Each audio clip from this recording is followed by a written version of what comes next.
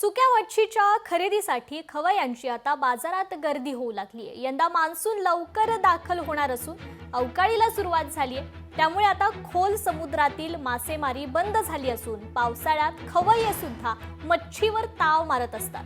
बाजारात सुकी मच्छी खरेदीसाठी नागरिकांनी मोठी गर्दी केली असून गतवर्षीपेक्षा यावर्षी सुक्या मच्छीचे दर 10% वाढल्याचं विक्रेत्यांनी सांगितलंय। बाजारात सुकट, बोंबील, वाकट्या, खारवलेला बांगडा, कर्दी याची खरेदी करण्यासाठी ग्राहक मोठी गर्दी करत असून दर वाढलेले असले तरी पावसाळ्यात मिळणाऱ्या या चढणीच्या माशांना प्रचंड भाव असल्याने सर्वसामान्य खवय सुक्या मासळीवरच ताव मारतात।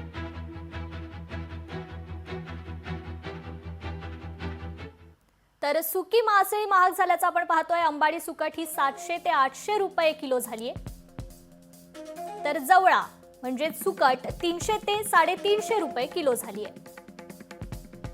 बोंबीलचे भाव हे 700 ते 750 रुपये प्रति किलो झालेत, तर सोडे देखील 1800 ते 2000 रुपये किलो झालेले आहेत। बगी मच्छी ही 300 ते 500 रुपये किलो झालेली आहे,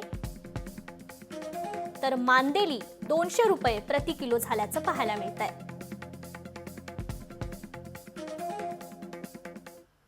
आई आता येतात घ्यायला, त्यांना पटते तसं आम्ही देतो। आताचा दर काय आहे? आताचा दर महाग आहे सर्व।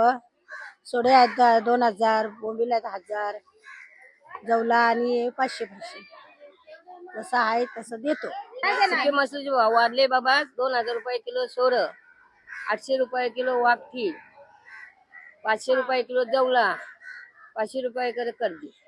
कशामुळे हे भाव वाढलेले? कशामुळे वाढले? आता या टायमाला वाढते बा पावसाचे।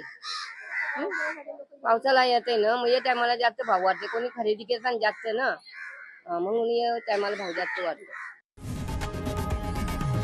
लोकशाही मराठी ऐका, पहा, जागरूक रहा।